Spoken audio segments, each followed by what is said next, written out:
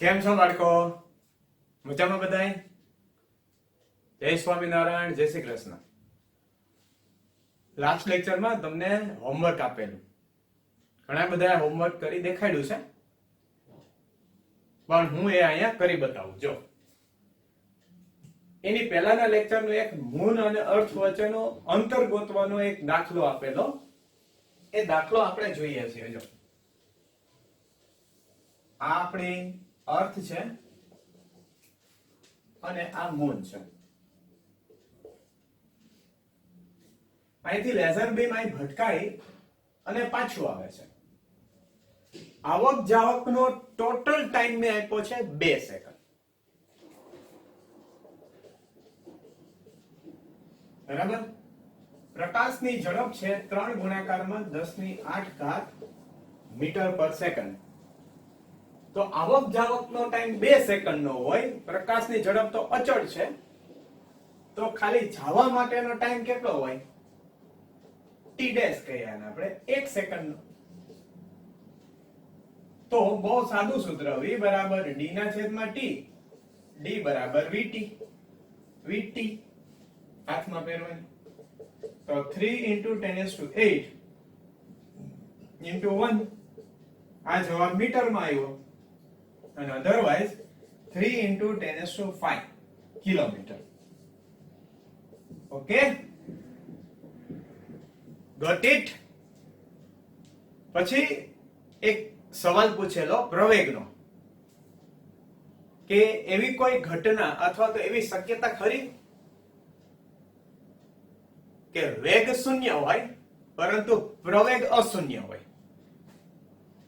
તો એનો જવાબ છે હા, એ શક્ય છે. જો હું સમજાવું કઈ રીતે શક્ય છે. આપણે લખેલું પ્રવેગ એટલે વેગનો ફેરફાર ના છેદમાં સમય. સમય અંતરાલ, વેગનો ફેરફાર ના છેદમાં સમય અંતરાલ. હવે વેગનો ફેરફાર એટલે અંતિમ વેગ માઈનસ શરૂઆતનો વેગ. વેગનો ફેરફાર એટલે અંતિમ વેગ માઈનસ શરૂઆતનો વેગ ના છેદમાં સમય અંતરાલ.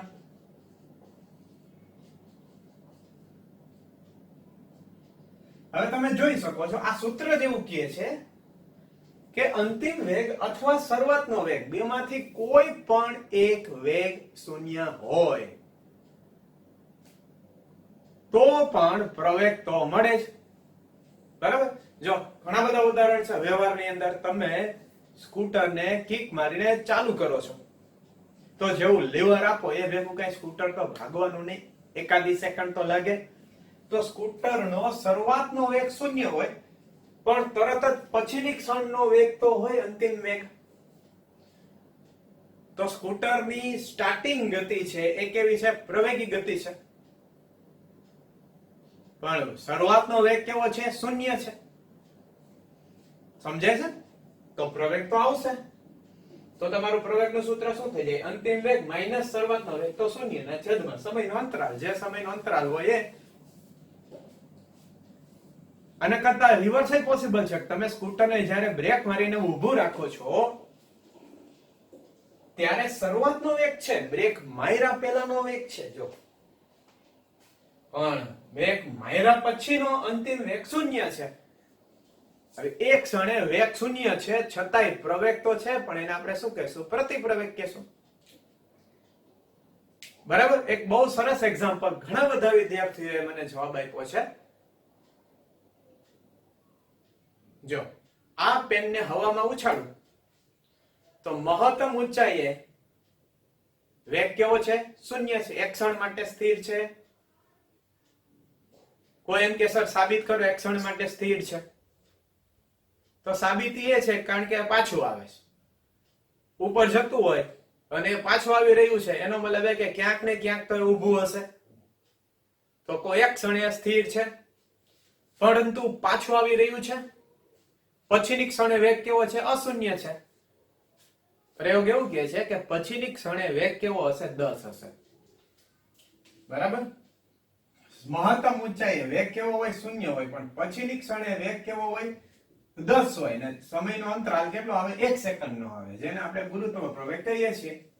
આમ આપણો ફાઇનલ આન્સર એ આવશે કે હા, પોસિબલ છે કે વેગ 0 હોય તો પ્રવેગ 0 ન પણ હોય. હાવ ઝડતાપૂર્વક ને જ કહી દેવાનું, બરાબર. બીજો પ્રશ્ન એવો પૂછેલો કે 100 મીટર પર સેકન્ડ થી કોઈ પદાર્થને આપણે ઉપર ફેંકીએ તો મહત્તમ ઊંચાઈ પ્રાપ્ત કરતા કેટલો સમય લાગે? સાદી ત્રિરાશિ હતી. ઘણા બાળકોએ ગણિતના સમીકરણોનો ઉપયોગ કરીને મને જવાબ આપ્યો છે. મને બહુ ગમ્યું. ધોરણ 9 ની અંદર આવતું તમારા સૂત્ર. આ સૂત્રનો ઉપયોગ કર્યો.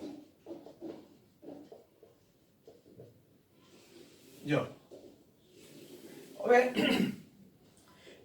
ખરેખર તમારે જો ભૌતિક વિજ્ઞાન ખરા અર્થમાં શીખવું હોય ને તો તમને સૂત્ર તો આવડવું જ જોઈએ, પણ સૂત્રની પાછળ ફિઝિક્સ શું કામ કરે છે ખબર હોવી જોઈએ. બાકી તો આપણે ગોખી નાખીએ, અને કેટલું ગોખશો? બહુ મોટા મોટા લાંબા ચેપ્ટરો છે, અનંત સૂત્રો આવશે, સૂત્રોના સૂત્રો, ઢગલો થાય સૂત્રોનો. તો એટલા માટે હું તમને શું શીખું છું બાળકો ખબર છે? હું તમને એ શીખું છું કે ફિઝિક્સ કેમ શીખવું જોઈએ, ફિઝિક્સ કેમ વિચારવું જોઈએ, બરાબર. તમે સૂત્રનો ઉપયોગ કરો, નો ડાઉટ આપણને ખબર હોય, પણ પેલા આ સૂત્રની તારવણી આપણને ખબર હોવી જોઈએ, એની પાછળનું ભૌતિક વિજ્ઞાન ખબર હોવી જોઈએ, ખરા અર્થમાં શું થઈ રહ્યું છે. જે વૈજ્ઞાનિકે ગેલેલિયોએ આ સૂત્ર આપ્યું હતું એને કઈ સીધું ઉપરથી અવકાશમાંથી ભગવાને સૂત્ર સ્વપ્નમાં નહોતું કીધું કે ગેલેલિયો ભાઈ આ સૂત્ર લઈ લ્યો, નાના ઉપરથી તમારો જવાબ આવશે, બરાબર. દરેક સૂત્રની પાછળ ભૌતિક વિજ્ઞાન હોય છે, પણ મોટાભાગના બાળકો એવી ભૂલ કરતા હોય છે કે સૂત્ર યાદ રાખે, કિંમત મૂકે, જવાબ લાવે. હવે એમાં વાંધો શું આવે ખબર છે? હવે નીટ અને જેડબલઈ માં કઈ બેઠું તો પૂછાતું નથી કે હાલો આ ચોપડીનો આ દાખલો બેઠો પૂછાણો, જવાબ યાદ હોય, આપણે લખી નાખ્યો, માર્ક આવી ગયા 4 માંથી 4. એવું તો કઈ છે જ નહીં. એક પણ પ્રશ્ન તમને એવો ન મળે. તમારે શું કરવાનું બાળકો? રિયલ સ્કિલ ડેવલપ કરવાની છે. રિયલ સ્કિલ કેમ ડેવલપ થશે? કન્સેપ્ટ ડેવલપમેન્ટ થી. કન્સેપ્ટ ડેવલપમેન્ટ કેમ આવે? સમજવાથી, વિચારવાથી, બરાબર. તો અહીંયા આપણે બહુ સાદી વિચારણાથી આ દાખલો કરીએ. જો કોઈ પદાર્થને ઉપર તરફ ફેંકીએ તો પ્રતિ પ્રવેગ કેટલો આવે? 10 નો આવે.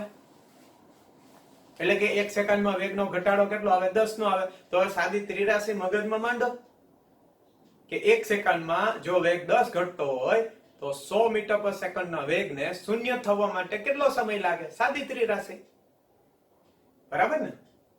10 મીટર પર સેકન્ડ 1 સેકન્ડમાં ઘટે તો 100 મીટર પર સેકન્ડ કેટલી સેકન્ડમાં શૂન્ય થઈ જાય? તો બહુ સહેલી વસ્તુ છે.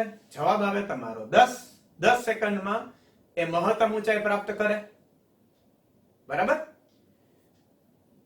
અને એટલો જ સમય પાછો લાગશે. અહીંયા એક વસ્તુ ખાસ ધ્યાને રાખવા જેવી છે, અહીંયા આપણે હવાનો અવરોધ અવગણેલ છે. હવાનો અવરોધ ધ્યાને લીધેલ નથી, બરાબર. અત્યારે હું તમને એવી મેથડ શીખી રહ્યો છું કે જે મેથડ હેલી છે. પછી જેમ જેમ આપણે આગળ વધતા જશું, બરાબર ને, હું તમને એક ભૌતિક વિજ્ઞાનના લડવૈયા યોદ્ધાઓ બનાવું છું. હવે જેમ જેમ તમારા હાથમાં હથિયાર આપતો જઈશ, બરાબર, આ હથિયાર કેમ વાપરવું, આ હથિયારનો ઉપયોગ કરીને દાખલો કેમ સોલ્વ કરવો, એમ તમને ખબર પડવા મળશે. અત્યારે તો હું તમને માત્ર થોડા દાવપેચ શીખું છું. પછી તમને ઘણું બધું શીખવીશ કે એક દાખલો 3-4 મેથડ થી કેમ થઈ શકે. અત્યારે તો હું તમને ઘણી વાર કીધું મેં કે તમારા બેઝિક લેવલે તમે ભૌતિક વિજ્ઞાનને કેમ ટેકલ કરી શકો છો એ શીખવી રહ્યો છું, બીજું કશું નહીં. ભૌતિક વિજ્ઞાનમાં ઘણા વિદ્યાર્થીઓ કહે છે હથિયાર આપશો એટલે હું હથિયાર આપશે સર હાથમાં તલવાર કેવું આપી દે? નહીં. ભૌતિક વિજ્ઞાન સોલ્વ કરવા માટેના હથિયાર એટલે કે ગણિત, મેથેમેટિક્સ. તો એ મેથેમેટિક્સ તમને આપું પછી તમને ખબર પડે કે આ વસ્તુ કેમ એપ્લાય થાય, બરાબર છે. એટલે અત્યારે તો આપણે બહુ બેઝિક લેવલે જઈએ છીએ. અને જ્યારે જ્યારે એવી જરૂર લાગશે ત્યારે એક એક દાખલાની એક કરતા વધારે મેથડો હું તમને 100% કહીશ મારા સ્વભાવ મુજબ. કાંઈ બાકી નહીં રાખવું એની ગેરંટી. હવે જો બીજું, ઉપર જવાનો સમય જેટલો આવ્યો એટલો જ નીચે આવવાનો સમય આવે, એટલે ટોટલ આવક જાવકનો ટાઈમ કેટલો થઈ જશે? 20 સેકન્ડ નો થઈ જશે. ઓકે, પછી મારો નેક્સ્ટ ક્વેશ્ચન હતો બાળકો કે ન્યૂટને ગેલિલિયોએ જે પ્રવેગની વ્યાખ્યા આપી એ પ્રવેગની વ્યાખ્યામાં વેગનો ફેરફાર સમય સાથે કેમ વ્યાખ્યાયિત કર્યો, અંતર સાથે કેમ વ્યાખ્યાયિત ન કર્યો, સ્થાનાંતર સાથે કેમ વ્યાખ્યાયિત ન કર્યો? હવે ઘણા બધા બાળકોએ જવાબ આપેલા છે, ઘણા બધાના સાચા પણ છે, પણ ગેલિલિયો શું વિચારતો હતો એ હું તમને કહું છું. ગેલિલિયો પ્રયોગો કરતો હતો, એની પાસે સૂત્રો નહોતા ત્યારે. જો ધારો કે કોઈ એક પદાર્થ ફ્રી ફોલ કરી રહ્યો છે, મુક્ત પતન કરે છે, તો આ એનું અંતર છે. પહેલું મીટર, બીજું મીટર, ત્રીજું મીટર, 4 મીટર, 5 મીટર, 6 મીટર. તો ગેલિલિયો પ્રયોગો પરથી શોધી કાઢેલું કે જો પદાર્થનો શરૂઆતનો વેગ 0 હોય તો 1 મીટર અંતર કાપીને 4.47 મીટર પર સેકન્ડ નો વેગ પ્રાપ્ત કરે 1 મીટર પછી. એ 2 મીટર પડે ત્યારે 6.32 મીટર પર સેકન્ડ નો વેગ પ્રાપ્ત કરે. એ 3 મીટર પડે ત્યારે એ 7.74 મીટર પર સેકન્ડ નો વેગ પ્રાપ્ત કરે. 4 સેકન્ડ પડે ત્યારે 8.94 મીટર પર સેકન્ડ નો વેગ પ્રાપ્ત કરે. 5 મીટર પડે ત્યારે 10 મીટર પર સેકન્ડ નો વેગ પ્રાપ્ત કરે. ટોટલ 6 મીટર પડે ત્યારે 10.95 મીટર પર સેકન્ડ નો વેગ પ્રાપ્ત કરે. એને આ પ્રયોગોથી શોધી કાઢ્યું અને બાદમાં સૂત્ર આપ્યું. સૂત્ર કયું છે? તમે બહુ ફેમસ સૂત્ર છે. આ સૂત્રનો ઉપયોગ કરીએ ગાય. S = u² - v² / 2g. બરાબર? તમે શરૂઆતનો વેગ આમાં 0 મૂકી દો તો કોઈ પણ ક્ષણે વેગ ગોતી શકાય છે આના ઉપરથી. પરંતુ પહેલા તો એને પ્રાયોગિક રીતે ગોતી કાઢ્યું. હવે જો પ્રથમ મીટરની અંદર પહેલા મીટરમાં આ પહેલું મીટર આવ્યું, વેગનો વધારો આવ્યો 4.47. પછી જો બીજું મીટર આવ્યું, આ આટલું અંતર કાપવામાં એનો વેગ કેટલો વધ્યો? જો 6.32 - 4.47 એ વેગ વધ્યો 1.85. પછી 2 થી 3 મીટરમાં વેગ કેટલો વધ્યો? 7.74 - 6.32. જો હજી કેટલો આવે? 1.42. બાદબાકી કરો તમે. 7.74 માંથી વેગ કેવો હોય? કેટલો વધ્યો? 8.94, 4 મીટર. તો 3 થી 4 મીટર 1 મીટર અંતર કાપવામાં વેગ કેટલો વધ્યો? 1.2. અગેન પાછું 1 મીટર અંતર કાપવામાં વેગ કેટલો વધશે? 1.06. જો 5 મીટરે વેગ 10 છે, 4 મીટરે વેગ 8.94, 6 મીટરે 10.95. 5 અને 6 વચ્ચેનું 1 મીટર અંતર કાપવામાં વેગ કેટલો વધશે? 0.95. તમે જો વેગનો વધારો અચળ નથી, વેગનો વધારો ઘટતો જાય છે. વેગનો વધારો ઘટતો જાય છે. બરાબર? વેગનો વધારો ઘટતો જાય. જો રેડી? અને સમય સાથે એને વિચાર્યું 0મી સેકન્ડે વેગ 0 હોય, મુક્ત પતન કરતો હોય, પહેલી સેકન્ડે વેગ 10 હોય, બીજી સેકન્ડે 20 હોય, ત્રીજી સેકન્ડે 30 હોય, મેં ગુરુત્વ પ્રવેગ 10 ધાર્યો છે. ચોથી સેકન્ડે 40 હોય, પાંચમી સેકન્ડે 50 હોય, છઠ્ઠી સેકન્ડે 10 હોય, સોરી 60 હોય. તો દરેક 1 સેકન્ડના ગાળામાં જો વેગનો વધારો અચળ છે, અહીંયા 10 છે, અહીંયા પણ 10 છે, અહીંયા પણ 10 છે, અહીંયા પણ 10 છે, દરેક સેકન્ડના ગાળામાં. આમ ગેલિલિયોએ જોયું કે કોઈ પદાર્થ જ્યારે આ આન્સર લખવા જેવો છે. આમ ગેલિલિયોએ જોયું કે કોઈ પદાર્થ જ્યારે મુક્ત પતન કરતો હોય, કોઈ પદાર્થ જ્યારે મુક્ત પતન લખજો. ગેલિલિયોએ જોયું કે જ્યારે કોઈ પદાર્થ મુક્ત પતન કરતો હોય ત્યારે જેમ અંતર વધે અથવા સ્થાનાંતર વધે, જેમ અંતર વધે અથવા સ્થાનાંતર વધે તેમ વેગનો ફેરફાર ઘટતો જાય છે. પરંતુ જો આપણે સમયગાળા સાથે વેગનો વધારો વિચારીએ તો દર સેકન્ડે વેગનો વધારો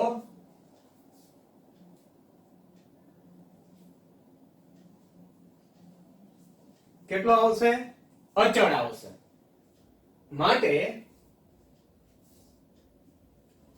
પ્રવેગને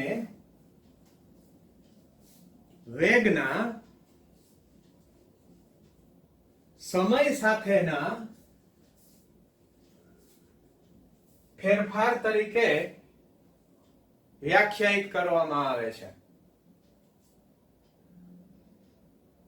બરાબર?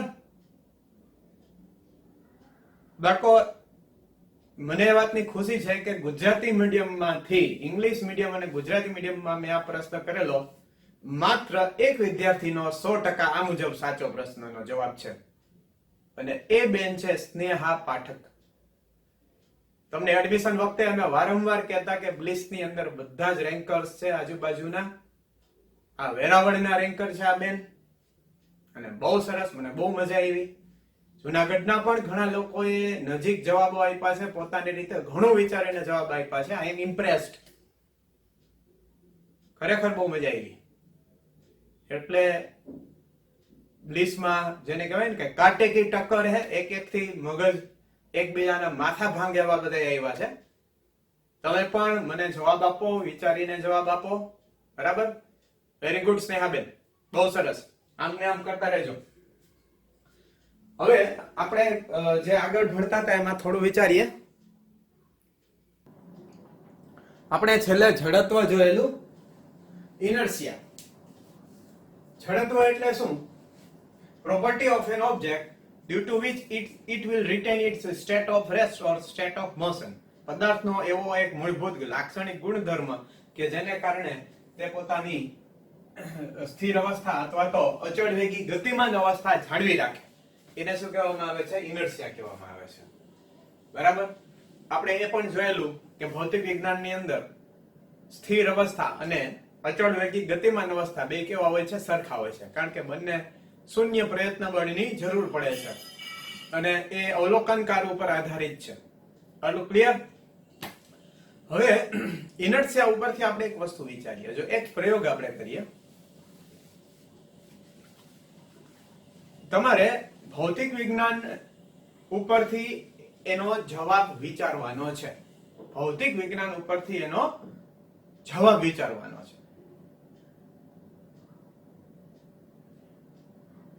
એક નાનો પથ્થર છે, પૃથ્વી ઉપર પડ્યો છે, અને એક મોટો પથ્થર છે.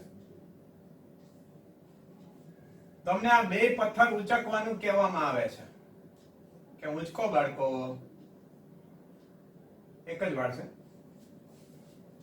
આ પણ ઉંચકવાનું કહેવામાં આવે છે. ચાલો જોઈએ કયો પથ્થર સહેલાઈથી ઉંચકી શકાય. તમને એમ થાય સર પણ હવે કેવા પ્રશ્નો પૂછે છે.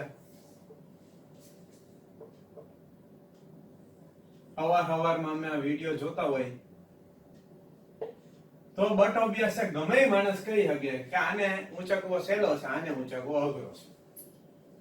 ઓકે, ભૌતિક વિજ્ઞાનીને તમે પૂછો ને કે આને ઉંચકવો અઘરો શું કામ છે, લ્યો તમે આવા પ્રશ્ન ઘરમાં પૂછો તો આપણે મગજ ચસકી ગયું છે એવું લાગે.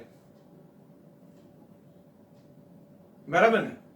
તમે એમ કે મમ્મી નાનો ગ્લાસ ઉપડતો નથી. ઉપડે છે આરામથી. ના પાણીનો ભરેલો ગોરો કેમ નથી ઉપડતો મારાથી?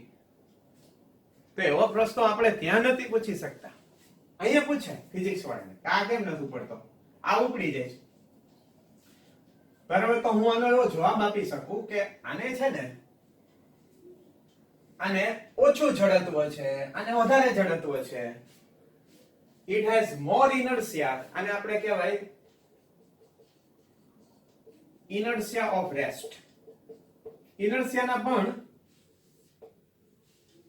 પ્રકારો આવે, બરાબર. Inertia of rest.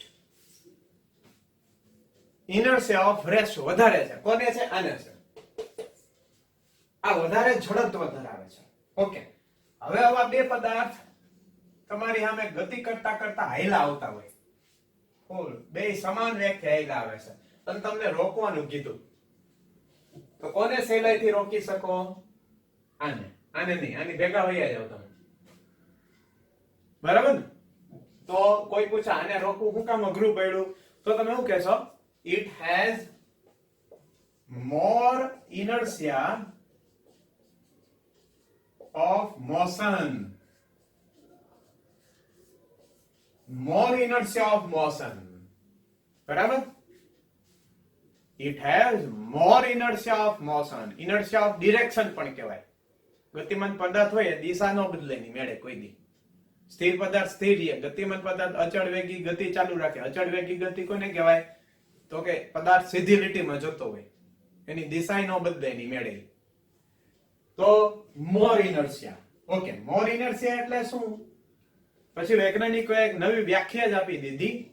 જો કોઈ રીતે આપણે આ ઇનર્શિયાને માપી લઈએ, જો કોઈ રીતે આપણે આ ઇનર્શિયાને માપી લઈએ તો એને શું કહેવામાં આવે છે? દ્રવ્યમાન, માસ. માસ એટલે શું થાય? Measure of bodies inertia. Measure of bodies inertia, પદાર્થના જડત્વના માપને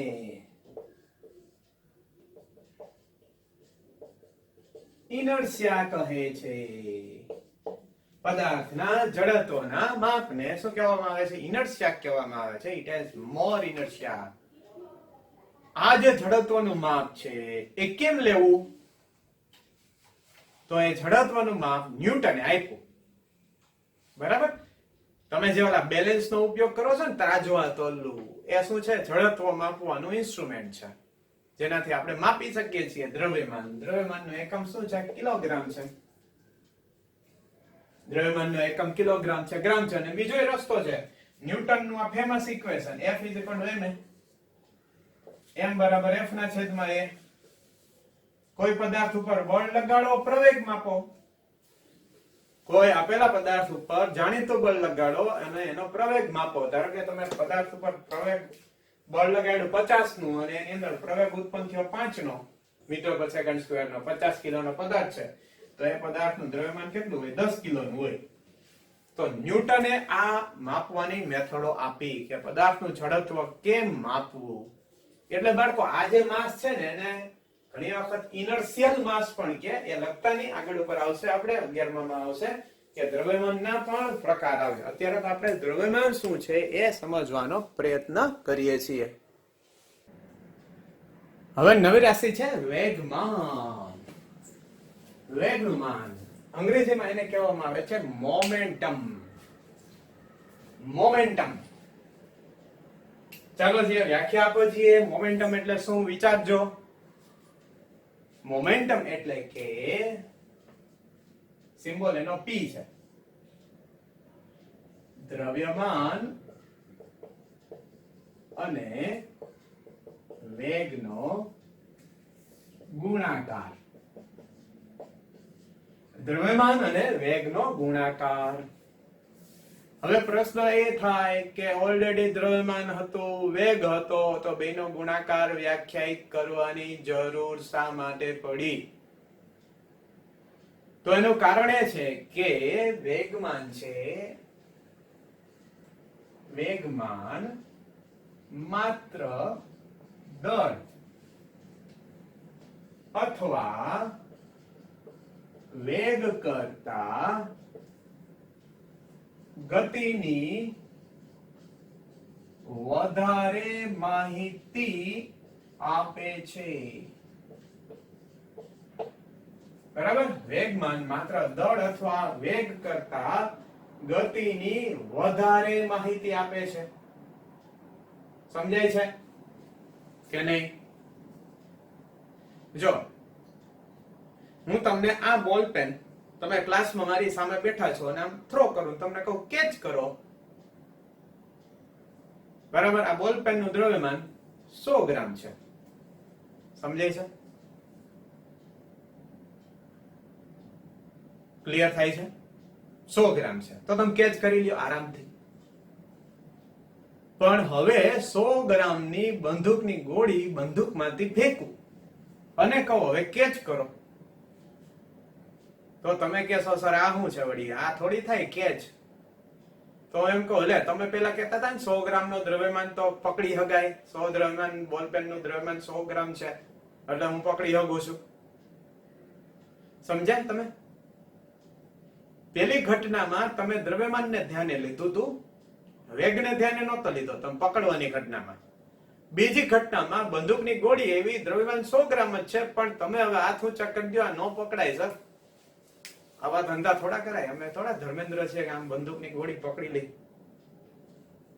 શક્ય જ નથી. તો હવે તમારો જવાબ શું હોય? દ્રવ્યમાન નહીં, તમારે શું કેવું પડે?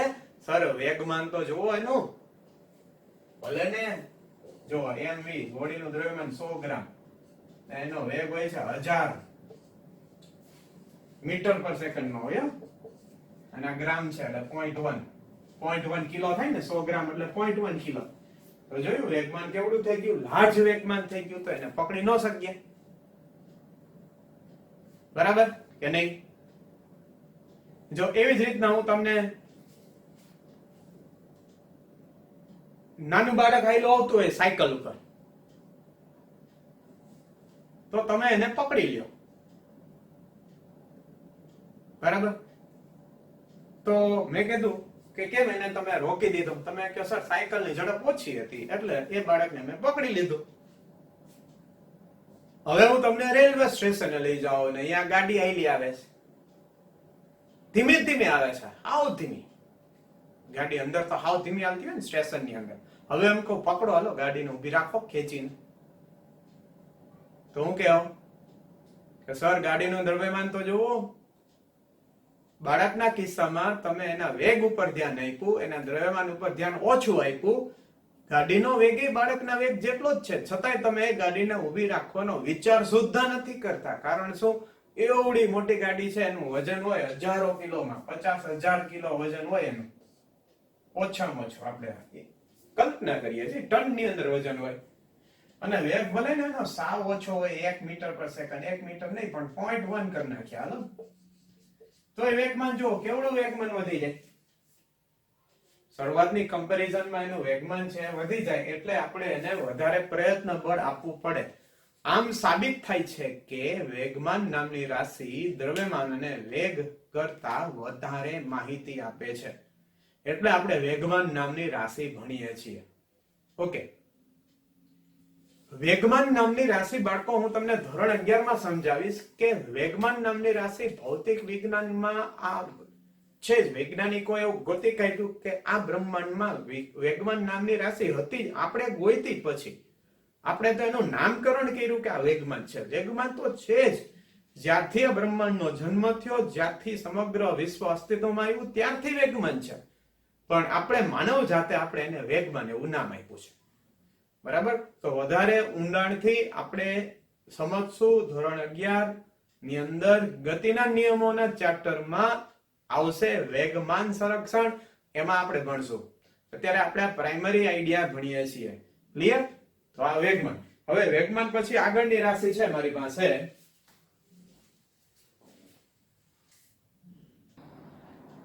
નવી રાશિ છે બળ, force. Let us study what is force.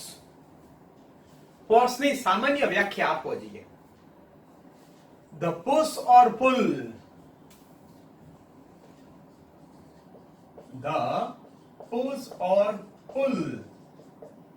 ધક્કો મારવો અથવા ખેંચવું, બરાબર ને? પ્રાઇમરી સ્ટાન્ડર્ડમાં તમે લાઈનમાં ઉભા હો, પાછળથી કોકનો ધક્કો આવે, તમે શું બોલો? કોણે ધક્કો માર્યો?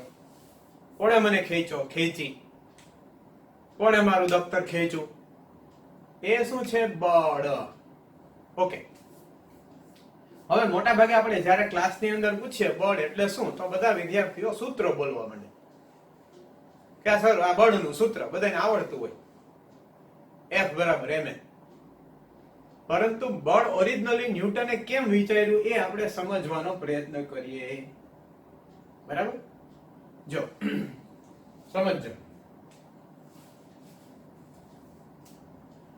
એક સ્કૂટર જઈ રહ્યું છે. સ્કૂટર તમે ચલાવી રહ્યા છો. સ્કૂટરનો શરૂઆતનો વેગ છે કેટલો રાખો છો? 36 કિલોમીટર પર કલાક. શરૂઆતનો વેગ છે 36 કિલોમીટર પર કલાક. સ્કૂટરનું દ્રવ્યમાન છે 100 કિલો. તમારા સહિત તમે માથે બેઠા છો, તમારા સહિત સ્કૂટરનું દ્રવ્યમાન ધારો કે વધારે હોય તો 200 કિલો. તમે સ્કૂટરને બ્રેક મારી રહ્યા છો, બ્રેક મારો છો અને સ્કૂટર ઊભું રાખો છો. બરાબર? બ્રેક મારવાનો સમય છે 10 સેકન્ડ. જો આપણે ગણિતની મદદથી જ સમજીએ છીએ, બ્રેક મારવાનો સમય છે 10 સેકન્ડનો. તો વેગમાનનો ફેરફાર જુઓ કેટલો આવશે. અહીંયા વેગમાનનો ફેરફાર આપણા પ્રથમ કેસ છે. હવે બીજો કેસ. આપણે ખાલી અનુભવની વાત કરવાની છે, આનુભવિક રીતે વાત કરીએ છીએ. આ સ્કૂટર ચાલી રહ્યું છે, શરૂઆતનો વેગ 36 કિલોમીટર પર કલાકનો છે, અંતિમ વેગ 0 છે. પરંતુ હવે કેવું છે કે એ સ્કૂટરની અંદર 3 વ્યક્તિઓ બેઠા છો, બધાય ખાધેલ પીધેલ, કમરને બદલે જેને કમરો હોય એવા લોકો બેઠા છે. તો સ્કૂટરનું દ્રવ્યમાન ધારો કે ટોટલ 400 કિલો થઈ ગયું. તો જોવો છે કેમાં તમારે વધારે બ્રેક મારવી પડે. તો બહુ સહેલાઈથી સમજી શકાય એવી વાત છે કે જેમ સ્કૂટરનું દ્રવ્યમાન મોટું એમ આ સેકન્ડ કેસમાં તમારે વધારે બ્રેક મારવી પડે છે. અહીંયા પણ તમે બ્રેક મારવાનો સમયગાળો 10 સેકન્ડનો રાખ્યો છે. તો આપણે એને ગાણિતીય રીતે જો સમજીએ, જો અહીં 36 કિલોમીટર પર કલાક છે એને મીટર પર સેકન્ડમાં કન્વર્ટ કરીએ તો મેં તમને શીખવાયેલું 5/18 થી ગુણી નાખો તો 10 મીટર પર સેકન્ડનો વેગ આવે. બરાબર? વેગમાનનો ફેરફાર કેટલો આવશે? ડેલ્ટા પી. ડેલ્ટા પી એટલે અંતિમ વેગમાન માઈનસ શરૂઆતનું વેગમાન. અંતિમ વેગમાન તો 0 આવે છે, શરૂઆતનું વેગમાન કેટલું છે? 10 ગુણ્યા 200 એટલે 2000. 10 ગુણ્યા 200 એટલે કે 2000. સમજાય છે? આપણે વચ્ચે વાત કરતો વેગમાનનો એકમ જોવાનો રહેજો મારે. p બરાબર mv. યાદ રાખજો, વેગમાનના દ્રવ્યમાન અને વેગનો ગુણાકાર આવે, ઝડપનો ગુણાકાર ન આવે કોઈ દી. m * v જ આવે, ત્યાં ઝડપ નહીં આવે. શું આવશે? mv. હું કામ? એ હમણાં ન પૂછતા મને, ધોરણ 11 માં જવાબ આપીશ. Product of mass and velocity. એકમ કહેવાનો રહી તો બાળકો, કિલોગ્રામ * મીટર પર સેકન્ડ. અહીંયા લખી નાખજો ગ્રામ * સેન્ટીમીટર પર સેકન્ડ. તો આ કેટલો આવશે? અહીંયા વેગમાનના ફેરફારનું મૂલ્ય કેટલું આવશે? આટલું. kg * મીટર પર સેકન્ડ. ઓકે? હવે બીજા કિસ્સામાં જુઓ, વેગમાનનો ફેરફાર જુઓ. શરૂઆતનું વેગમાન સ્કૂટર 10 મીટર પર સેકન્ડ થી જઈ રહ્યું છે, ગુણાકારમાં 400 એટલે 0 - 4000 એટલે કે વેગમાનના ફેરફારનું મૂલ્ય 4000 કિલોગ્રામ * મીટર પર સેકન્ડ આવ્યું.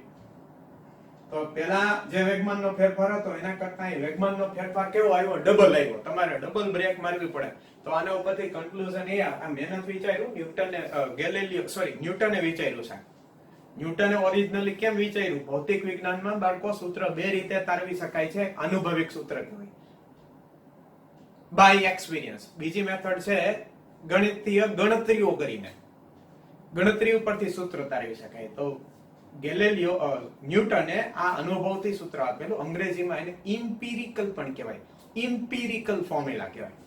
તો આ એની તારવણી આપણે સમજીએ છીએ. તો પેલું આવી જાય લાગતું બળ, ઉદ્ભવતું બળ વેગમાનના ફેરફારના સમપ્રમાણમાં છે. ઉદ્ભવતું બળ વેગમાનના ફેરફારના સમપ્રમાણમાં છે. ક્લિયર? બરાબર? હવે આપણે આગળ વધીએ. હવે આ બધી આ ઘટનાઓ તમે દરેક જગ્યાએ અનુભવતા જ હો છો ને, તમે સમજી શકો છો. તમને કોઈ એક નાનકડો દડો, તમે ક્રિકેટ રમતા હો અને સાદો પેલો ટેનિસ બોલ હાથમાં આપે, તમે આરામથી કેચ કરી શકો. પણ પેલો સીઝન બોલ આપે એટલા જ વેગથી તો હાથમાં વાગે. શું કામ વાગે છે? કારણ કે વેગમાનનો ફેરફાર વધી ગયો એટલે બળ વધી ગયું. જેમ વેગમાનનો ફેરફાર મોટો એમ બળ વધારે, એવું ન્યૂટને પેલા વેલું અનુભવ્યું. બરાબર? જેટલો વેગમાનનો ફેરફાર મોટો લાવવો હોય એટલું બળ પણ વધારે લગાડવું પડે. પછી ન્યૂટને એક બીજી ઘટના પણ જોઈ. જો આપણે દાખલો પેલો જ વિચારીએ છીએ, આ લખી લેજો. દાખલા ઉદાહરણથી તમને બહુ સારી રીતે મગજમાં ઉતરી જશે કે ઓરિજિનલી ન્યૂટને કેમ વિચાર્યું. તમારે બાળકો કશું જ સ્વીકારવાનું નથી. આપણે બોલતા પોપટ નથી બનવાનું. બરાબર ને? રટેલા પોપટ નથી બનવાનું. આપણે ભૌતિક વિજ્ઞાનમાં રટેલા પોપટ નો હાલે.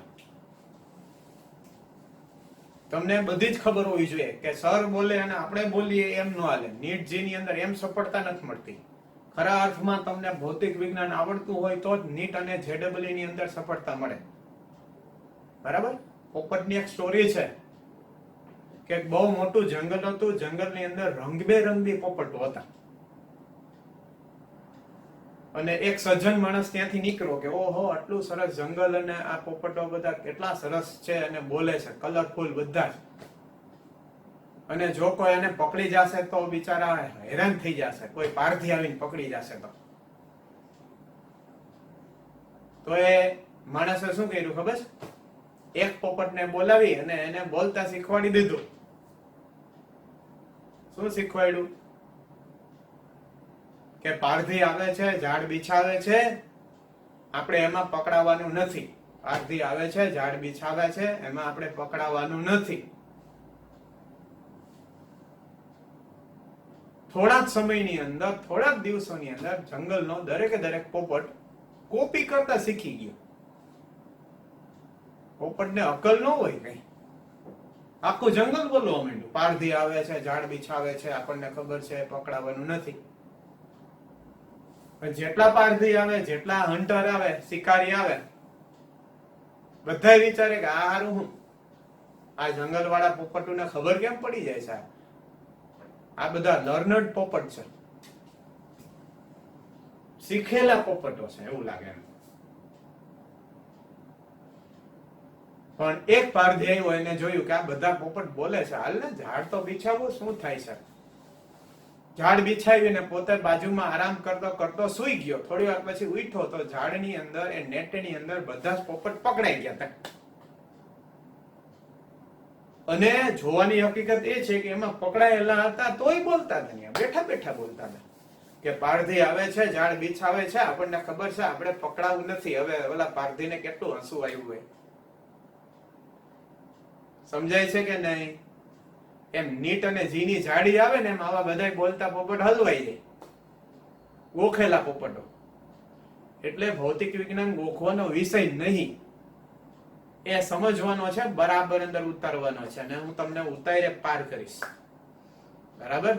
જબ યહાં આए हो तो पेन तो झेलना ही पड़ेगा. Greater the pain greater the gain. માનસિક પેન ની વાત કરું છું. કોઈ અહીંયા કઈ બીજા તમને મજૂરી નહીં કરાવીએ, કઈ વજન ઉપાડાવશું નહીં, એવી કોઈ વાતની વાત નથી. ફૂલ મોજ આવશે તમને. બ્લીસ ની અંદર આવો તમે. મોટા મોટા 7 ટનના 2 એસી નાખ્યા છે. 7 ટન. એક ક્લાસની અંદર 3.5 ટનની જ જરૂર હોય, એને બદલે અમે 7 ટનના એસી નાખ્યા છે. છોકરીઓ તો ઘરેથી ઓઢવાનું લઈને આવે, એટલી ઠંડી વાય. 30 ઉપર રાખ્યું હોય તોય. એવી મજા કરાવશું તમને. એકવાર બ્લીસમાં આવો. બહુ માહોલ જબરજસ્ત હોય, પોઝિટિવ એનર્જી વાળો હોય, કોઈ નેગેટિવિટીની વાત જ ન હોય. બરાબર? એટલે ડોન્ટ બી પેરેટ. પેરેટ ન બનવું. બી સ્માર્ટ. ગોખવું નહીં, સમજો અને પછી એને એપ્લાય કરો. તો આપણે આ દાખલામાં હતા, પાછા એમાં જ આવીએ. જો આ જ કિસ્સો પાછો સેમ કેસ લઉં.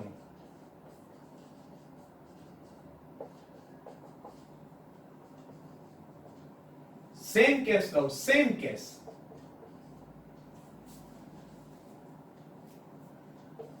5 સેકન્ડની અંદર સ્કૂટરને બ્રેક મારવાની આવી, અચાનક રસ્તામાં કઈ આડું આવી ગયું ને તમારે ધડધેરાની બ્રેક મારવાની આવી. આટલું 36 કિલોમીટર પર કલાકથી ચાલ્યું જાય છે, 200 કિલો દ્રવ્યમાન છે અને તમારે એને બ્રેક મારવાની આવી. અચાનક બ્રેક મારવાની આવી, શું થાય બાળકો? આપણને બધાને અનુભવ છે કે આપણે ઢોળાઈ જાય.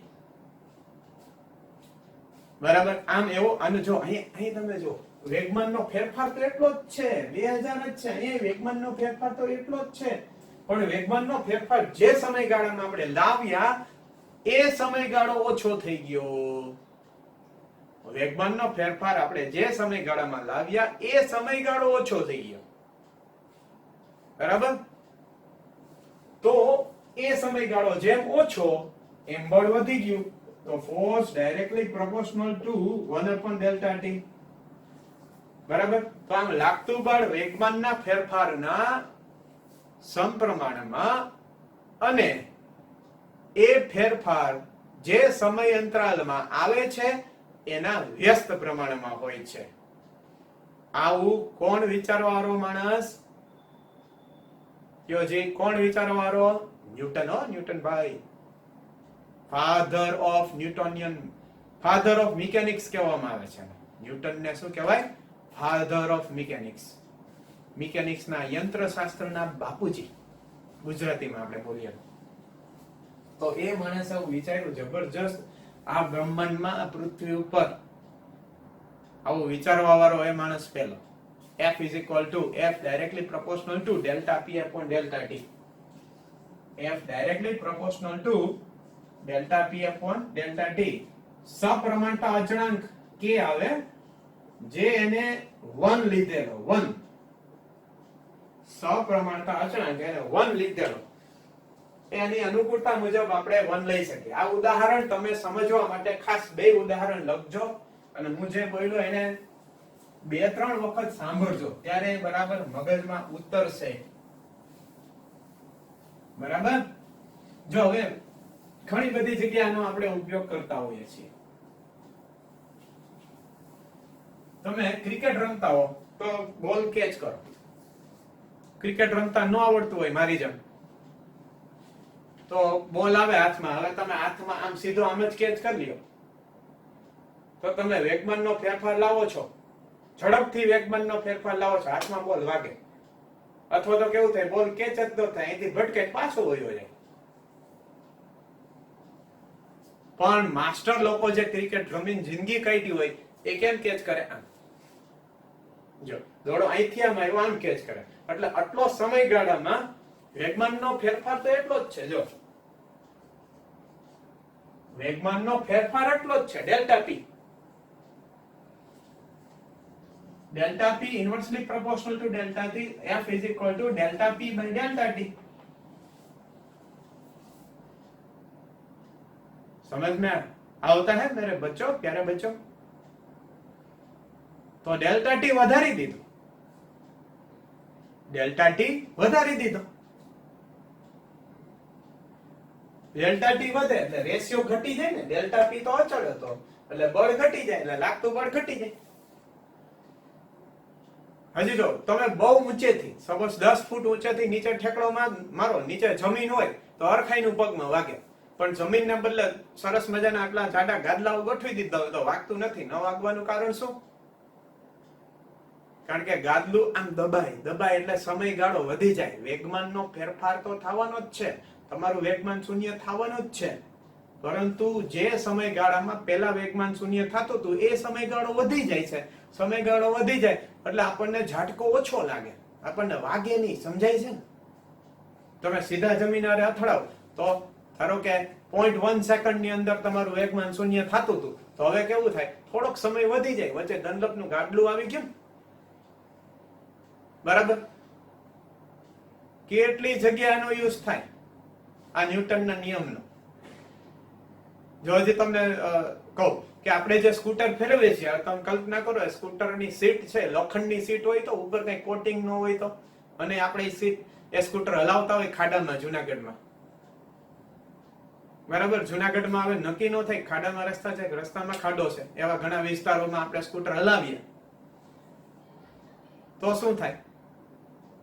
ગમે એવો ખાડો આવે એ ભેગો આપણને ભયંકર બળ લાગે ને આમ ધડદેરાનું નીચે જાય એટલે વેગમાન આવ્યું ને વેગમાન શૂન્ય થયું, ઝટકો અહીં સુધી આવે બેઠા હોય તો. પણ વચ્ચે જો દનલપનું સરસ સીટ હોય પહોંચી તો શું થાય, એને આપણે શું કહીએ છીએ, શોક એબ્ઝોર્બર કહીએ છીએ. આપણે શું કહીએ છીએ, શોક એબ્ઝોર્બર. શોક એબ્ઝોર્બરમાં શું હોય, ન્યૂટનનો બીજો નિયમ લાગુ પડે છે. તો F is equal to delta P upon delta T. બરાબર. તો ન્યૂટનના બીજા નિયમનું ઓરિજિનલ સ્વરૂપ આ છે. F is equal to delta P upon delta T. વેગમાનના ફેરફારનો સમય દર. વેગમાનના ફેરફારનો સમય દર બળ કહેવાય.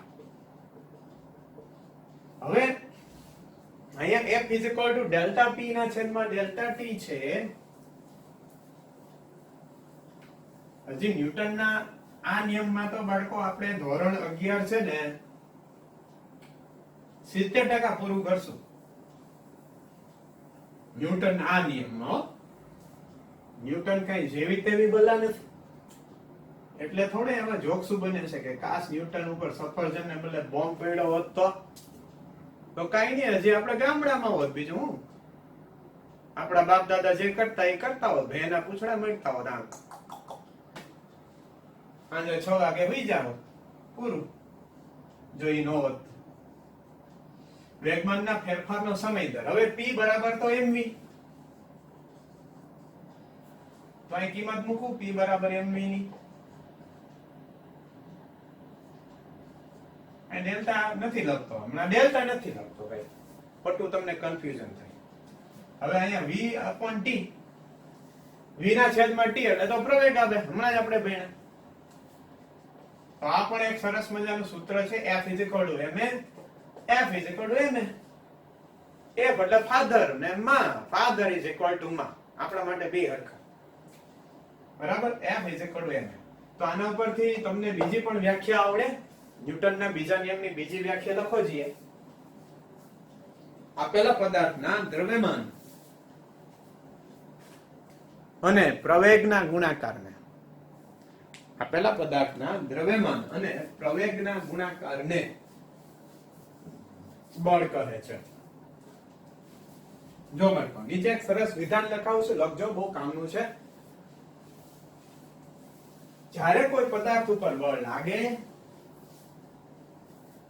ત્યારે પ્રવેગ ઉદ્ભવે છે. જ્યારે કોઈ પદાર્થ ઉપર બળ લાગે ત્યારે પ્રવેગ ઉદ્ભવે છે. અને જ્યારે કોઈ પદાર્થમાં પ્રવેગ દેખાય, જ્યારે કોઈ પદાર્થમાં પ્રવેગ દેખાય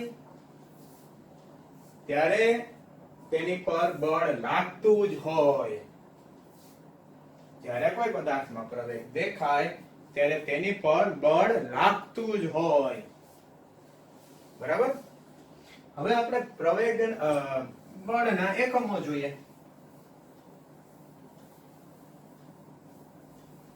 ખબર હશે તમને બળના એકમો. જો હું એકમ માટે એક સૂત્ર લખું છું, ખાલી એકમ માટેનું સૂત્ર છે. F is equal to ma, father is equal to ma. A એટલે v by t, એક્સેલરેશન એટલે વેગના છેદમાં સમય,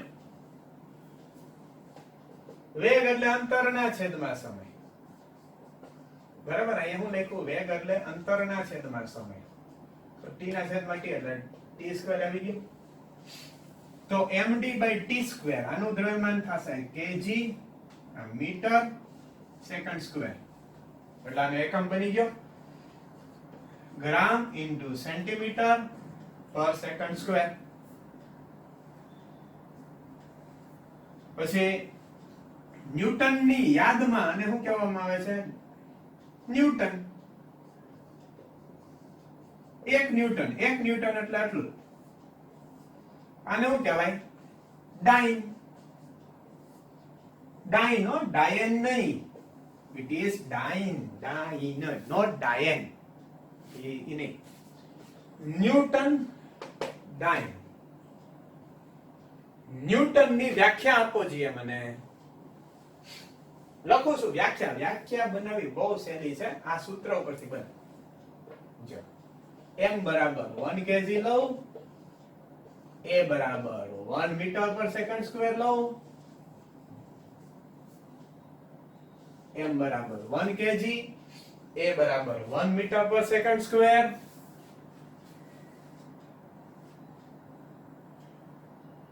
તો f બરાબર 1 ન્યૂટન થાય. સિમ્બોલ આવો આવે 1 તો વ્યાખ્યા આવશે 1 કિલો દ્રવ્યમાનના પદાર્થમાં 1 મીટર પર સેકન્ડ સ્ક્વેર નો પ્રવેગ ઉત્પન્ન કરવા માટે જરૂરી બળને 1 ન્યૂટન કહેવાય.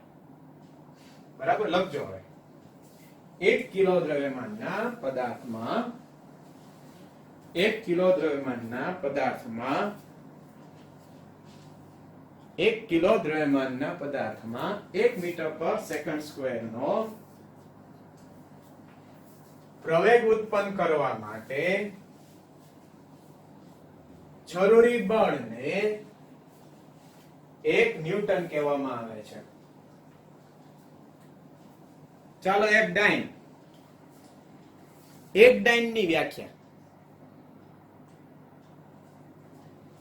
લખજો. 1 ગ્રામના પદાર્થમાં 1 સેન્ટીમીટર પર સેકન્ડ સ્ક્વેર નો પ્રવેગ ઉત્પન્ન કરવા માટે જરૂરી બળને એક ડાયન કહેવામાં આવે છે. ડાયન કહેવામાં આવે છે. જો હવે ન્યૂટન અને ડાયન વચ્ચેનો સંબંધ બહુ હેલો. 1 kg into મીટર પર સેકન્ડ સ્ક્વેર. 1 kg એટલે શું થાય? 10 ની 3 ઘાત ગ્રામ.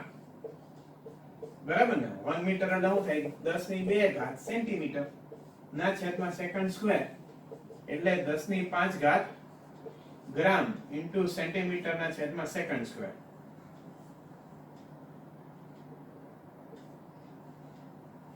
તો 1 kg into મીટર પર સેકન્ડ સ્ક્વેર આ થઈ ગયું 1 ન્યૂટન બરાબર 10 ની 5 ઘાત ડાયન.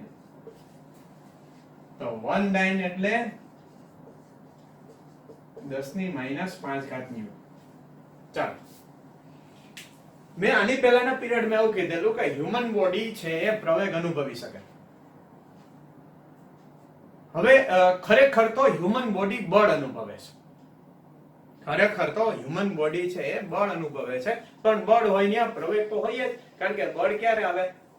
જ્યારે વેગનો ફેરફાર આવે ત્યારે, વેગમાનનો ફેરફાર આવે ત્યારે બળ આવે. હવે મારે એ વિઝ્યુઅલાઇઝ કરવું છે કે 1 ન્યૂટન બળ હોય કેટલું. ધારો કે આપણે અનુભવવું છે. બરાબર? 1 ન્યૂટન બળ કેને કહેવાય? એમ 1 ન્યૂટન બળ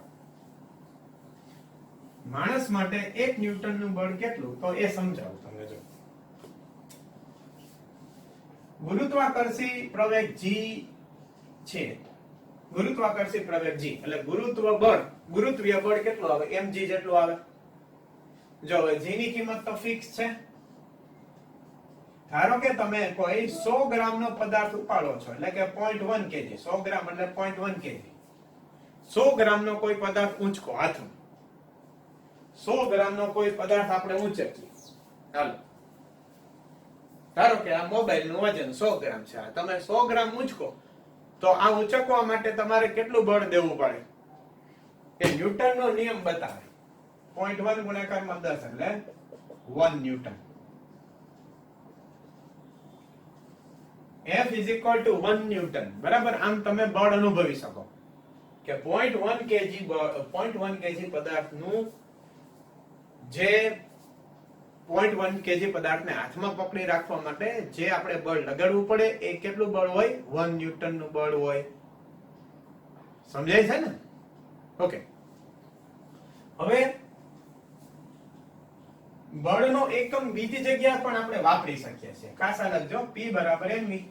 આની અંદર આનો એકમ હતો kg into મીટર પર સેકન્ડ. થોડામાં મેળિયા કરો, ઉપર નીચે સેકન્ડ થી ગુણી નાખો. P બરાબર mv, ઉપર નીચે હું સેકન્ડ થી ગુણી નાખું તો મારી પાસે શું આવી જાય જુઓ તો. આને હું લખી શકું ને kg into meter per second square into second. kg into meter per second square into second. તો kg into meter square તો ન્યૂટન.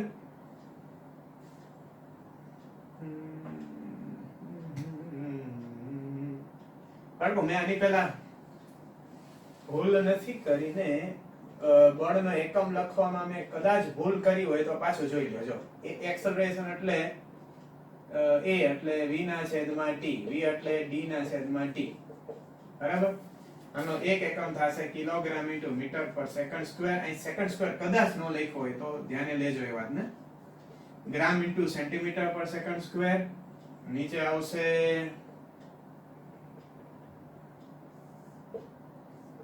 આને કીધું તો 1 ન્યૂટન, આને કીધું તો 1 ડાઇન. હાલો ready.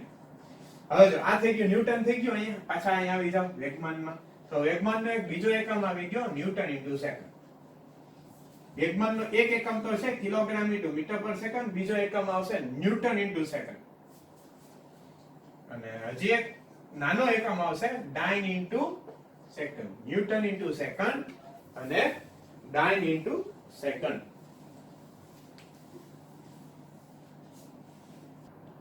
P is equal to mv એટલે મોમેન્ટમ થાય. સપોઝ આપણે કોઈ ઓબ્જેક્ટની સ્પીડ v છે એ 0 થી વધી રહી, 0 થઈ, 1 થઈ, 2 થઈ, 3 થઈ મીટર પર સેકન્ડમાં, 4 થઈ. ઓબ્જેક્ટનું માસ છે એ 5 kg છે. એ 5 નો 5 જ રહે, એમાં કઈ ફેર ન પડે. ચાલો જી. હવે તમે અહીંયા જુઓ કે આ ઓબ્જેક્ટ નું મોમેન્ટમ કેટલું આવે. તમને એવું કહે કે આનું મોમેન્ટમ ફાઇન્ડ કરો તો મોમેન્ટમ શરૂઆતમાં 0 આવશે m into v, પછી 5 આવશે, પછી 10 ન્યૂટન ઇન્ટુ સેકન્ડ આવશે, પછી 15 ન્યૂટન ઇન્ટુ સેકન્ડ આવશે, પછી 20 ન્યૂટન ઇન્ટુ સેકન્ડ આવશે. બરાબર. હવે કોઈ તમને એવું કહે કે p વિરુદ્ધ v નો ગ્રાફ દોરો. તો p વિરુદ્ધ v નો ગ્રાફ.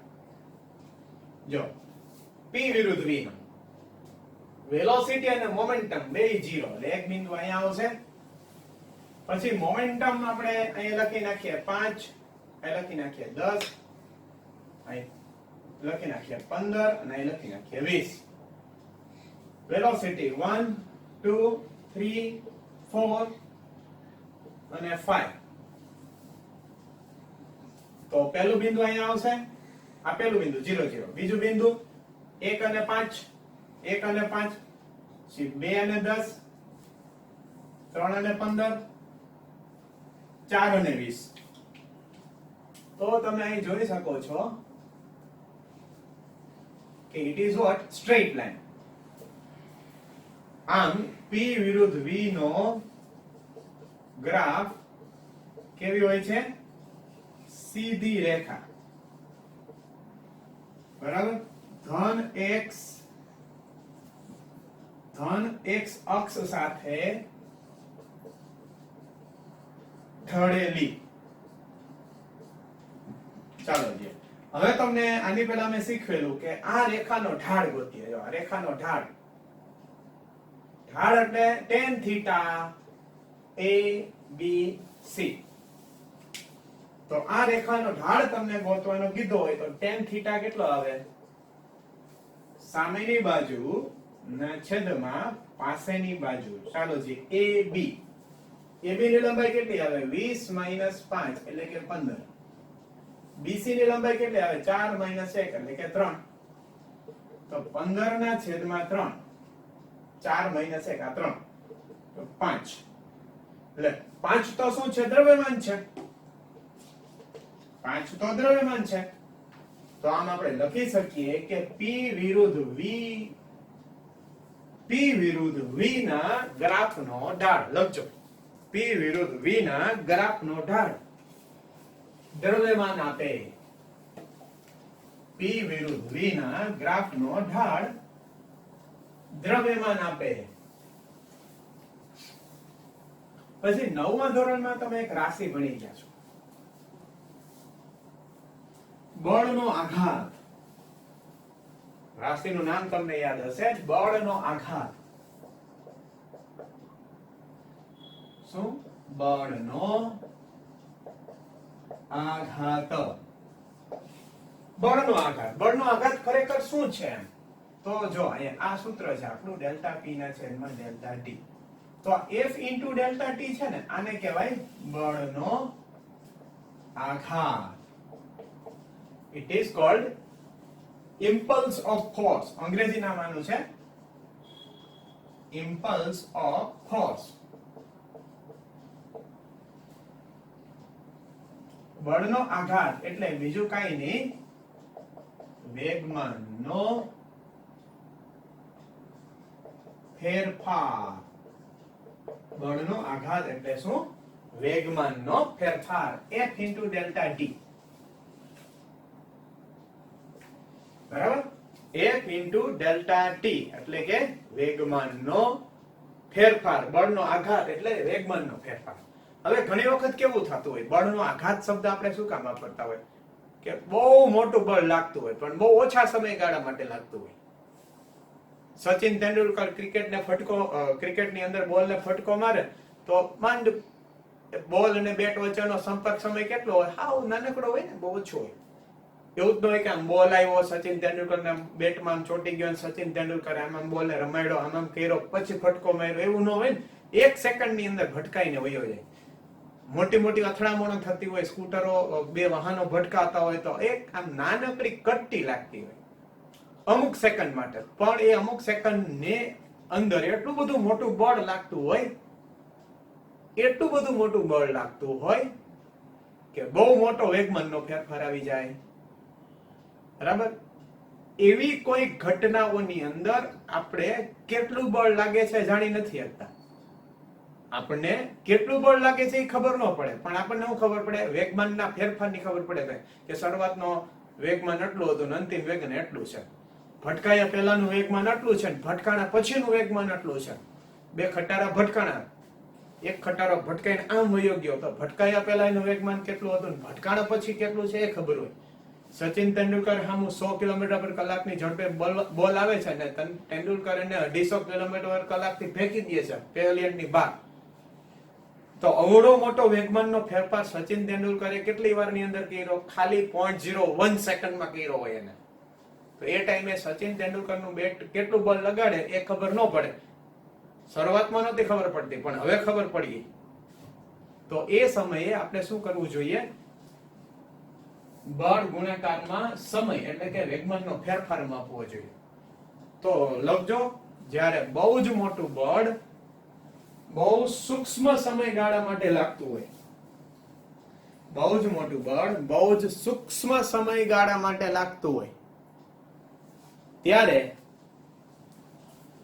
ત્યારે બળ અને સમય બે સ્વતંત્ર રીતે મળતા નથી, પરંતુ તેમનો ગુણાકાર મળે છે, જેને બળનો આઘાત કહે છે. બાળકો, વચ્ચે એક વેગના કેસમાં મારે તમને એક વાત કરવાની રહી ગઈ છે કદાચ. જો અચળ વેગ હોય, અચળ વેગ v એટલે d ના છેદમાં t.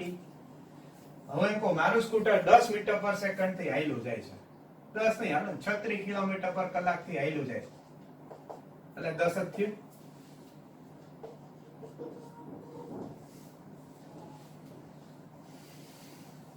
તો આ સ્કૂટરનો વેગ વિરુદ્ધ સમયનો ગ્રાફ કેવો આવે? અચળ વેગનો.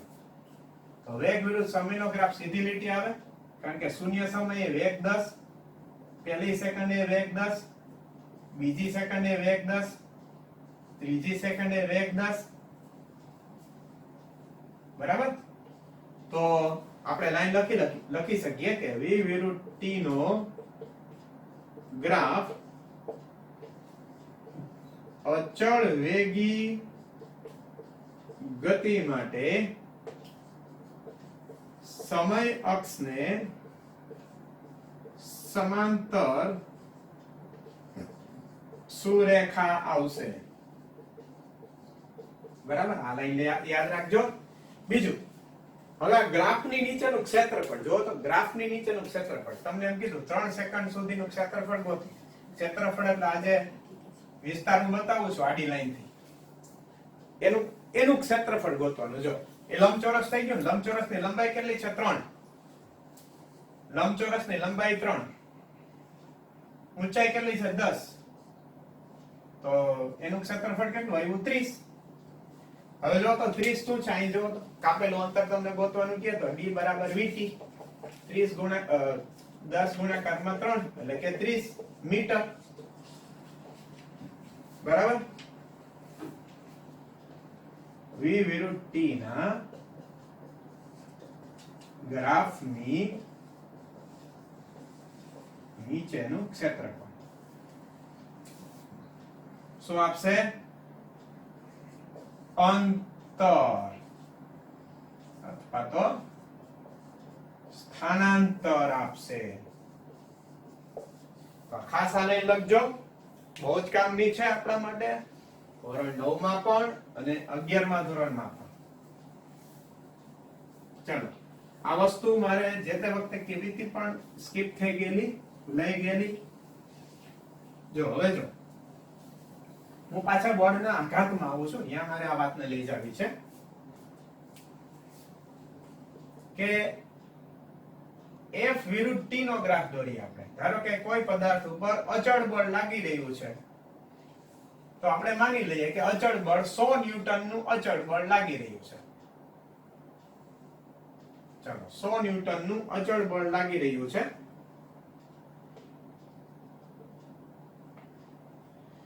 પાંચ સેકન્ડ માટે. તો ગ્રાફની નીચેનું ક્ષેત્રફળ શું આપે મને? F ગુણાકારમાં T. કારણ કે આની ઊંચાઈ F, લંબાઈ T, ft એટલે અહીંયા ft કેટલો આવે છે? 100 ગુણ્યા 5 એટલે કે 500 ન્યૂટન ઇન્ટુ સેકન્ડ. તો સરસ મજાની લાઈન લખજો કે F વિરુદ્ધ T ના ગ્રાફની નીચેનું ક્ષેત્રફળ, F વિરુદ્ધ T ના ગ્રાફની નીચેનું ક્ષેત્રફળ વેગમાનનો ફેરફાર. વેગમાન નહીં હો, વેગમાનનો ફેરફાર એટલે કે બળનો આઘાત આપશે. તો બાળકો ખાસ આજનો જે લેક્ચર છે એ વારંવાર રિવાઇઝ કરજો, એનું મનન કરજો, એને વિચારજો, યાદ કરજો. કારણ કે આ ભૌતિક વિજ્ઞાનનો પાયો છે. જે બિલ્ડિંગનો પાયો મજબૂત એ બરાબર સ્ટ્રોંગ તમે એને બનાવી શકો. તો પૂરતો સમય આપી અને સવાર, બપોર, સાંજ એક ધારું વાંચો એવું જરૂરી નથી. અલગ અલગ ટાઈમે એને વાંચો ને. ડોક્ટરે ગોળી લેવાની કીધી સવાર, બપોર, સાંજ હોય ને, એક હારે બધી ખાઈ જાવ નહીં. અલગ અલગ સમયે દેવાની હોય. કારણ કે જેમ ભૂલાવાય, જેમ યાદ રખાય છે એમ ભૂલાય પણ છે માનવ મગજમાં. તો તમારે અને જુદા જુદા સમયગાળે પાછું આગળ જે લખાવેલું છે એ પણ વાંચવું. લગભગ હવે 2 લેક્ચરની અંદર આપણું આ મૂળભૂત જે બેઝિક વાતો છે એ બધી પતી જશે. પછી આપણે ધોરણ 11 માં એન્ટ્રી મારશું. ઓકે, અને ખાસ આ જે લેક્ચર મૂકું છું એ 24 કલાકમાં જોઈ લેવો. 24 કલાક પછી આ વિડીયો આપણા સોફ્ટવેરમાંથી હટાવી લેવામાં આવશે. બરાબર? સારું, આવજો બાળકો. જય સ્વામિનારાયણ.